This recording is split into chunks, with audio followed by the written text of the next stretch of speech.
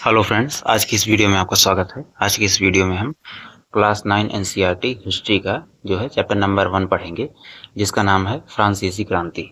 ठीक है, तो जो ये चैप्टर है ये फ्रांस के बारे में है। उसमें जो मतलब विभिन्न जो उसके मतलब इतिहास में, फ्रांस के इतिहास में कैसे क्रांति हुई, कैसे क्या क्या संघर्ष हुआ, तो बेसिकली वही सब चीज़ों के बारे में ये बताता है। ठीक है, तो जो पहला टॉपिक आता है वो आता है कि फ्रांसीसी समाज में असमानता। तो 18वीं शताब्दी के अंत में फ्रांस में अंत में फ्रांस का समाज मुख्य रूप से 3 वर्गों या स्टेज में विभाजित था। प्रथम स्टेज पादरी वर्ग, इसमें चर्च के उच्च अधिकारी शामिल थे।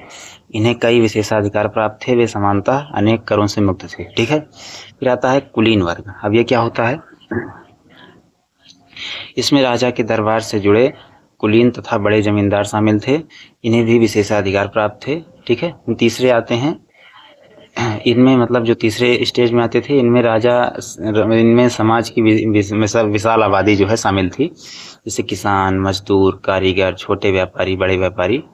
ठीक है, और पेशेवर लोग, अन्य सामान्य नागरिक। ठीक है, तो करों का मुख्य भार मतलब जो तीसरा स्टेज था उन्हीं पर जो है ये लगता था। ठीक है, यही सामाजिक असमानता आगे चलकर क्रांति का महत्वपूर्ण कारण बनी।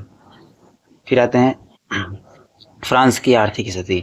1774 में लुई 16वें जो है फ्रांस के राजा बने। वह बारबन वंश से संबंधित था। ठीक है, उन्हें उस समय फ्रांस की आर्थिक स्थिति खराब थी। इसके प्रमुख कारण थे लंबे समय तक चले युद्ध, राज दरबार की अत्यधिक खर्च, वर्साय के महल का खर्च। ठीक है, और क्या था?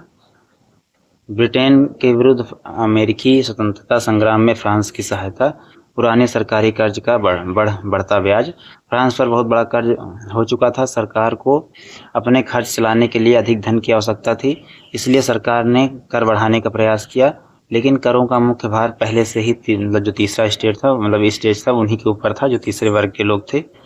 और फिर क्या हुआ? जीवन निर्वाह का संकट। 18वीं शताब्दी में फ्रांस की जनसंख्या बढ़ रही थी। ठीक है, जनसंख्या बढ़ने के साथ अनाज की मांग भी बढ़ी, लेकिन अनाज की कीमतें बढ़ने लगी। और जब रोटी की कीमत बढ़ी तो सामान्य परिवार की आय का बड़ा हिस्सा केवल भोजन खरीदने में ही खर्च हो जाता था। इसके परिणाम स्वरूप गरीबी, भूख, असंतोष, विरोध, ठीक है, इन सब का वातावरण जो है बनने लगा इस वजह से। ठीक है, फिर आता है, ऐसी स्थिति को जीवन निर्वाह का संकट कहा जाता है। जीवन निर्वाह का संकट, जब किसी समाज में लोगों की बुनियादी आवश्यकताओं को पूरा करने में कठिनाई होने लगे तो जीवन निर्वाह का संकट उसे कहा जाता है। ठीक है, फिर आता है मध्य वर्ग का उदय। 18वीं शताब्दी में फ्रांस में एक नया मध्य वर्ग उभर रहा था। इसमें शामिल थे व्यापारी। ठीक है, और कौन कौन शामिल था? व्यापारी के अलावा व्यवसायी, वकील, प्रशासनिक अधिकारी, शिक्षित लोग। इन लोगों के पास धन और शिक्षा थी, लेकिन जन्म के आधार पर उन्हें कुलीन वर्ग जैसे विशेषाधिकार नहीं मिले थे। वे चाहते थे कि समाज में स्वतंत्रता हो, समानता हो। ठीक है, और योग्यता को जो है महत्व मिले, और जन्म के आधार पर विशेषाधिकार समाप्त हो। ठीक है, कहते हैं दार्शनिकों के विचार। फ्रांस के शिक्षित वर्ग पर कई दार्शनिकों के विचार का प्रभाव पड़ा, जैसे जॉन लॉक। अंग्रेज दार्शनिक जॉन लॉक ने राजा की निरंकुशता सत्ता का विरोध किया। उन्होंने प्राकृतिक अधिकारों और शासन की सीमाओं पर विचार प्रस्तुत किए। ठीक है, फिर आता है ज्यां जाक रूसो। फ्रांसीसी दार्शनिक रूसो ने लोगों की संपूर्णता पर जोर दिया। उनका विचार था कि सरकार की सत्ता जनता की इच्छा पर आधारित होनी चाहिए। फिर आते हैं मॉन्टेस्क्यू। तो मॉन्टेस्क्यू ने सत्ता के विभाजन का विचार प्रस्तुत किया। उन्होंने सरकार की शक्तियों को अलग अलग संस्थाओं में बांटने की बात कही। इन विचारों ने फ्रांस में राजनीतिक परिवर्तन की मांग को मजबूत किया। ठीक है, फिर आते हैं 1789 की क्रांति की शुरुआत। तो फ्रांस में आर्थिक समस्या गंभीर हो चुकी थी। राजा लुई 16वां ने करों के प्रस्ताव को स्वीकृति दिलाने के लिए स्टेट जनरल की बैठक बुलाई। यह बैठक 5 मई 1789 को वर्साई में हुई। तीनों स्टेट के प्रतिनिधि इसमें शामिल हुए, लेकिन मतदान की व्यवस्था को लेकर विवाद पैदा हुआ। तृतीय स्टेट चाहता था कि प्रत्येक प्रतिनिधि को एक वोट मिले। ठीक है, लेकिन परंपरागत व्यवस्था में प्रत्येक स्टेट के पास एक वोट था। इससे तृतीय स्टेट के प्रतिनिधियों का असंतोष बढ़ा। ठीक है, फिर आते हैं राष्ट्रीय, मतलब जो तीसरा स्टेट था उनके पास जो है मतदान का जो संख्या था बहुत कम था, मतलब इसमें भी उनके साथ भेदभाव हुआ, इससे उनमें जो है असंतोष जो है बढ़ गया। फिर आता है राष्ट्रीय सभा का संगठन। 17 जून 1789 तृतीय स्टेट के प्रतिनिधियों ने स्वयं को राष्ट्रीय सभा घोषित किया। उनका दावा था कि वो पूरे फ्रांसीसी राष्ट्र का प्रतिनिधित्व करते हैं। इनके प्रमुख नेताओं में मिराबो और अब्बे सियेस जैसे लोग शामिल थे। फिर आता है टेनिस कोर्ट शपथ। राजा के आदेश पर सभा भवन बंद कर दिया गया। ठीक है, इसके बाद प्रतिनिधि एक इंडोर टेनिस कोर्ट में एकत्र हुए। उन्होंने शपथ ली कि वे तब तक अलग नहीं होंगे जब तक फ्रांस के लिए एक नया संविधान तैयार नहीं कर लेते।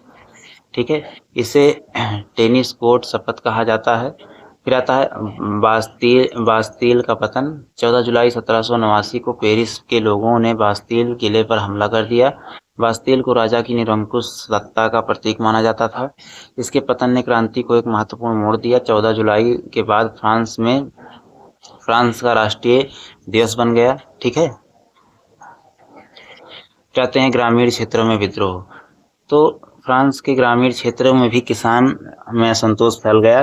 किसानों को डर था कि कुलीन लोग उनकी फसलों को नष्ट करवा सकते हैं।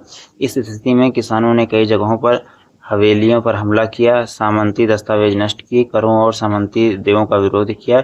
इस घटना को ग्रेट फियर कहा जाता है। ठीक है,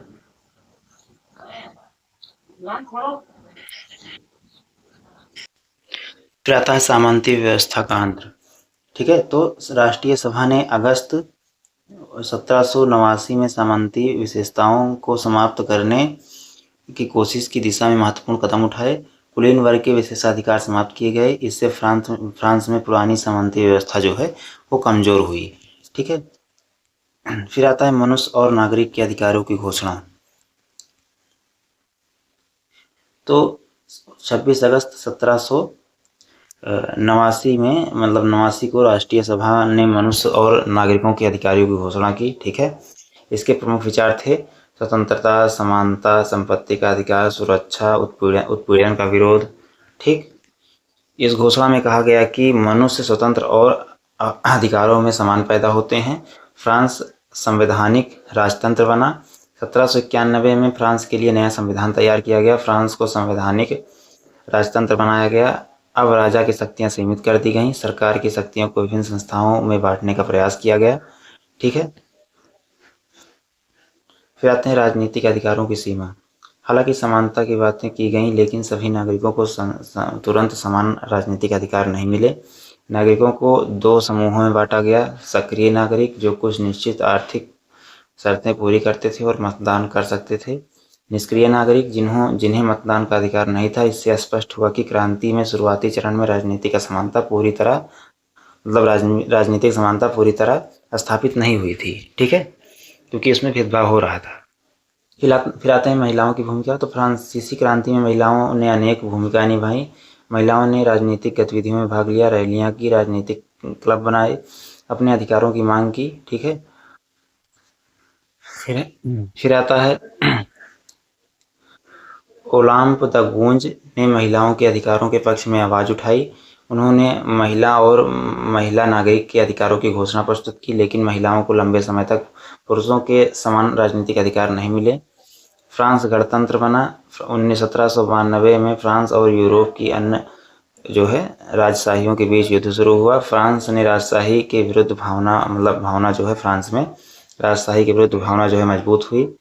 सितंबर 1792 में राजशाही समाप्त कर दी गई और फ्रांस को गणराज्य घोषित किया गया। अब राजा के स्थान पर निर्वाचित प्रतिनिधि द्वारा शासन की व्यवस्था स्थापित की गई। फिर आता है लुई 16वां की मृत्यु। तो राजा लुई 16वां पर देश के विरुद्ध षड्यंत्र का आरोप लगाया गया।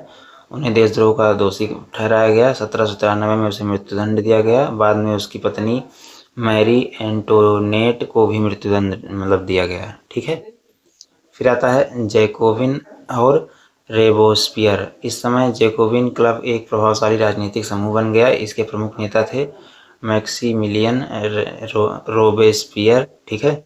जैकोबिनों ने अधिक कठोर नीतियों का समर्थन किया और उनके समर्थकों ने छोटे दुकानदार, कारीगर और मजदूर वर्ग मतलब उसमें जो है शामिल थे, ठीक है। फिर आते हैं आतंक का शासन। तो 1793 से 1794 के बीच रोबेस्पियर के नेतृत्व में कठोर शासन चला। इससे आतंक का शासन कहा जाता है। इसके दौरान सरकार ने क्रांति के विरोधियों को कठोर दंड दिए, कई लोगों को गिरफ्तार किया और मृत्युदंड दिया। 1794 में रोबेस्पियर को गिरफ्तार करके मृत्युदंड दिया गया। इसके बाद आतंक का शासन जो है समाप्त हो गया, ठीक है। फिर आते हैं डायरेक्टरी का शासन। तो रोबेस्पियर के पतन के बाद एक नया संविधान बनाया गया। इसके तहत 5 सदस्यों वाली कार्यपालिका बनाई गई, जिसे डायरेक्टरी कहा गया। लेकिन डायरेक्टरी के समय राजनीतिक अस्थिरता थी, आर्थिक समस्याएं बनी रहीं, सत्ता संघर्ष जारी रहा, ठीक है। अंततः सेना और एक शक्तिशाली सैन्य नेता का प्रभाव बढ़ा। फिर आते हैं नेपोलियन बोनापार्ट का उदय। नेपोलियन बोनापार्ट एक सफल सैन्य नेता के रूप में उभरा। 1799 में उसे सत्ता अपने हाथों में ले ली। बाद में उसने स्वयं को सम्राट घोषित किया। उसने प्रशासन कानून में कई परिवर्तन किए। उसकी शक्तियां पूरे यूरोप में बढ़ गईं, लेकिन अंततः यूरोपीय शक्तियों के गठबंधन ने उसकी शक्ति को समाप्त कर दिया। फिर आते हैं दास प्रथा और फ्रांसीसी उपनिवेश। फ्रांस में कैरेबियाई उपनिवेशों में दास श्रम का प्रयोग किया जाता था।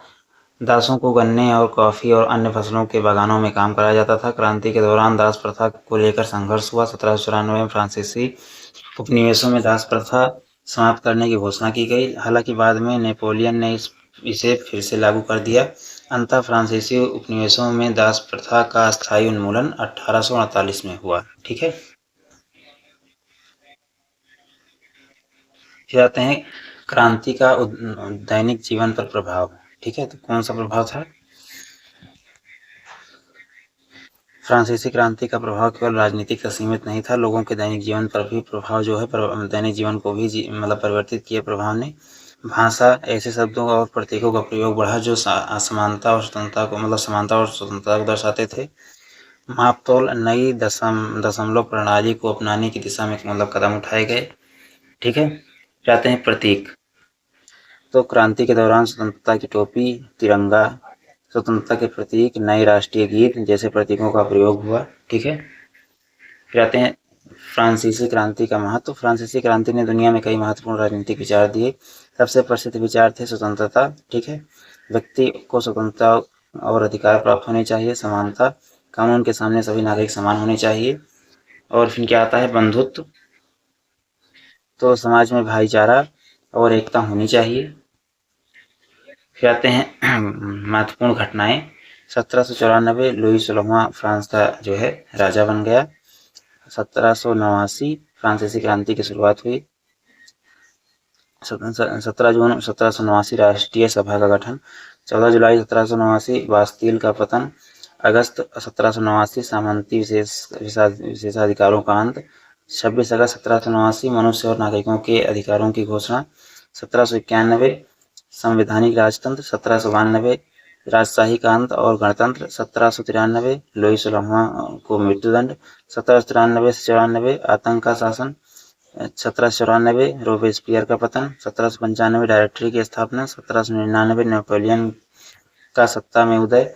उसके बाद फिर 1848 फ्रांसीसी उपनिवेश में दास प्रथा का अंतिम उन्मूलन, ठीक है। फिर आते हैं महत्वपूर्ण शब्द इस चैप्टर से संबंधित, जैसे कि स्टेट्स। फ्रांसीसी समाज की 3 पारंपरिक सामाजिक वर्ग। तृतीय स्टेट्स, सामान्य जनता का वर्ग जिस पर करों का मुख्य भार था। जीवन निर्वाह संकट, ऐसी स्थिति जिनमें लोगों के लिए बुनियादी आवश्यकताओं को पूरा करने में कठिनाई हो जाए। राष्ट्रीय सभा, 1789 में तृतीय स्टेज के प्रतिनिधियों द्वारा गठित सभा। संवैधानिक राजतंत्र, ऐसी व्यवस्था जिसमें राजा की शक्तियां संविधान द्वारा सीमित होती हैं। गणतंत्र, ऐसी शासन व्यवस्था जिनमें राज्य का प्रमुख वंशानुगत राजा नहीं होता। जैकोबिन, फ्रांसीसी क्रांति का एक प्रभावशाली राजनीतिक क्लब समूह। आतंक का शासन, 1793 से 94 रोबेस्पियर के नेतृत्व में चला कठोर शासन, ठीक है। फिर आते हैं डायरेक्टरी 1795 के बाद फ्रांस की 5 सदस्यों वाली कार्यपालिका। स्वतंत्रता, व्यक्ति को स्वतंत्र रूप से विचार और कार्य करने का अधिकार, समानता, कानून और अधिकारों के सामने समान स्थिति, बंधुत्व, समाज में भाईचारा और एकता की भावना। ठीक है, तो आशा करता हूँ आपको चैप्टर अच्छा लगा होगा। अच्छा लगा हो तो वीडियो को लाइक करें, चैनल को सब्सक्राइब करें। ठीक है, धन्यवाद।